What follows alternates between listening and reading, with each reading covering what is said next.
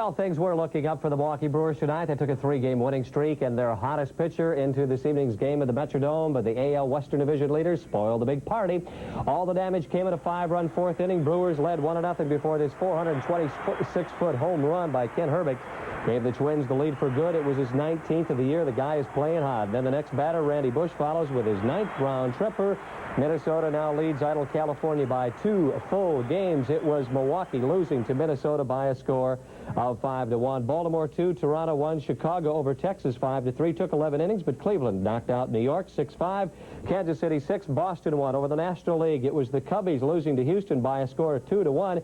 In that ball game went all the way to the 9th inning before Jerry Mumphrey singled up the middle and Jose Cruz rounds from second where he had stolen the base just 2 pitches earlier, and he comes in with a winning run, 2-1. Double tough loss because you're going to take a look at Ryan Sandberg getting hurt on this play. They don't know how long he's going to be out. Cubs don't need that. Elsewhere, Cincinnati is a loser so far, I should say, 5-3 at the end of 8 to St. Louis. Well, the Brewers didn't have much offense this evening, but it did look like a new batting coach, Frank Robinson, made a difference over the weekend as they scored 18 runs in the last 2 games of their sweep against the Chicago White Sox.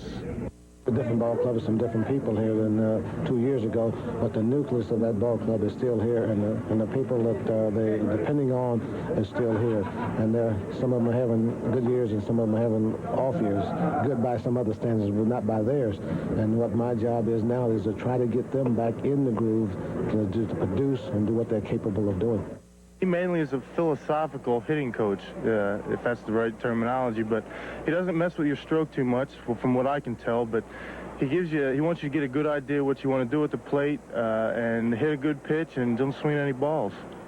Well, the Packers are now 1-1 for the exhibition season after their win here Saturday night over the Chicago Bears. But Randy Wright, who's 2-0, he had another strong game, completing 5 of 7 passes for 76 yards. Every time I go out there, I'm still learning so much from even practices, and then you learn so much more from games that the more I can get out there and the more I do stuff, the more I get experience, the more comfortable I feel with what I'm doing. And when you feel more comfortable, the confidence is going to build, and you're going to start learning different things that you can store back in the back of your mind, and they're going to come out and help you as time goes on. So I'm still learning a lot, but the more you learn, the more you feel comfortable, and then the more you relax and the more confidence you have. How did you feel about the ovation and the hand that you got when you were introduced in front of the Wisconsin fans? Oh, it made me feel very, very good. It made me feel really proud and happy that I'm here, and I hope things can continue to work out so I can stay here for quite a while.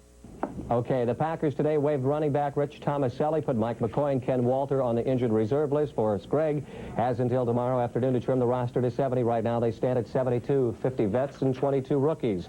Greater Milwaukee Open gets underway exactly 1 month from today, so it was time for a smaller tournament to get some of the spotlight. But the State Assistant Golf Pro Championship isn't all that small. It's worth $15,000. That purse makes it the 3rd largest in the state of Wisconsin.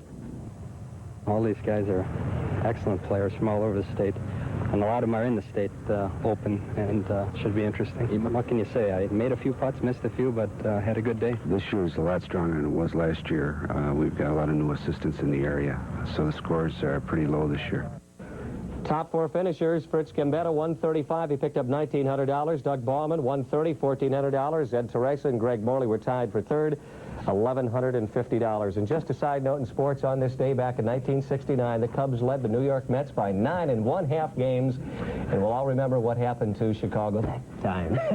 That was terrible. We hope they don't choke again this year. I remember Jack Brickhouse crying all the way through September. Yeah. So do I. Excellent. And we have some other sports-related news. Milwaukee County officials today unveiled a multi-million-dollar plan to improve County Stadium. Officials want to add a restaurant, a fan club, a beer garden, a new lobby, and an atrium. Plans also call for VIP suites with bars and upholstered armchairs.